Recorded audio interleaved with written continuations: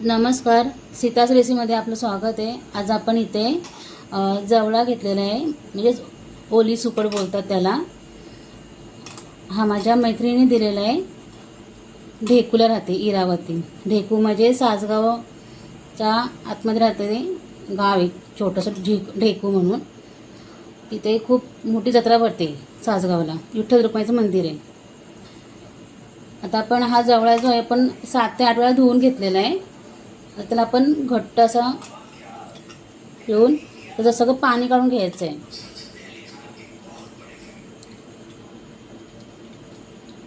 पूर्ण सुका करून घ्यायचा आहे।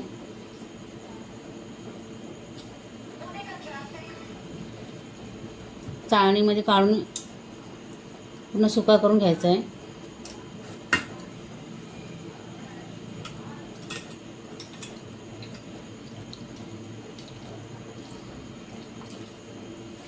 खूप मोठी जत्रा भरते दिवाळीमध्ये सासगावमध्ये।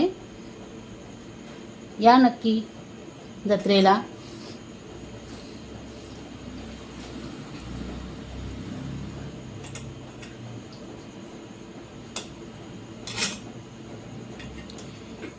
पूर्ण आपण पिळून घेतलेलं आहे बघा इथे।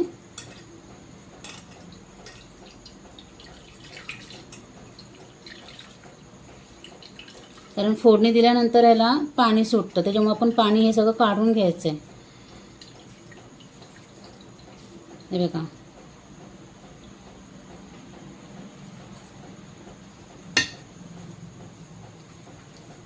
असं चाळणीमध्ये काढून पूर्ण पसरवून ठेवायचं, म्हणजे त्याचं पाणी अजून निघून जातं काय राहिलं असेल ते।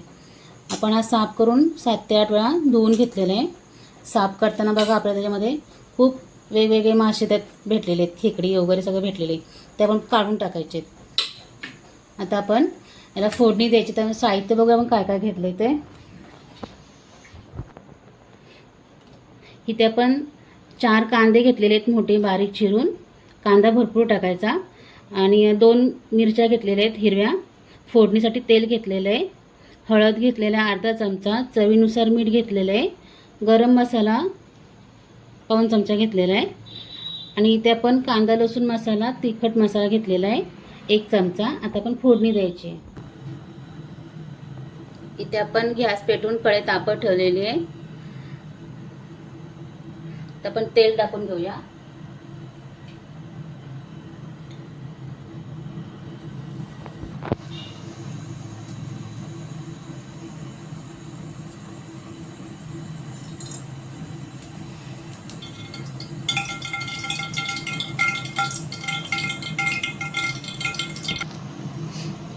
तेल तापलेले आहे। आता आपण कांदा त्याच्यामध्ये टाकायचा आहे। कांदा आणि मिरची आपण इथे घेतलेली आहे ती टाकूया।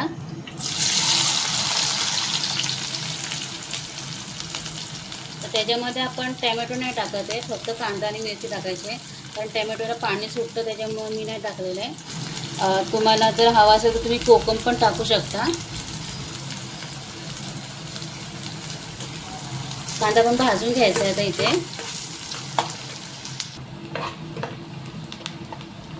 इथे कांदा आपण भाजून घेतलेला आहे, त्याच्यामध्ये आता आपण हे मीठ टाकायचं आहे,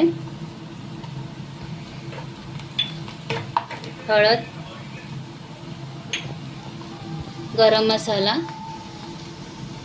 आणि लाल तिखट। आता मिक्स करून आपण जवळ टाकून घेणार आहे त्याच्यामध्ये।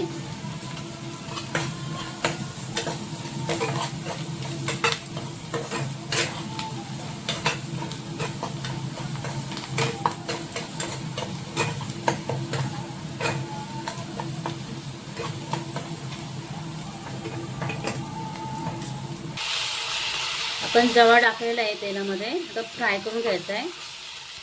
पण 5 मिनिटं आपण झाकण मारून ठेवणार आहे यावरती।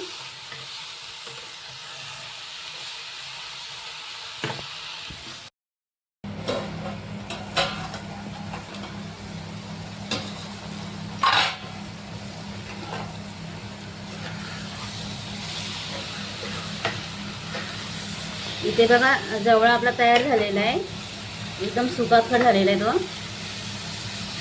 नक्की करून बघा ओला जवळा।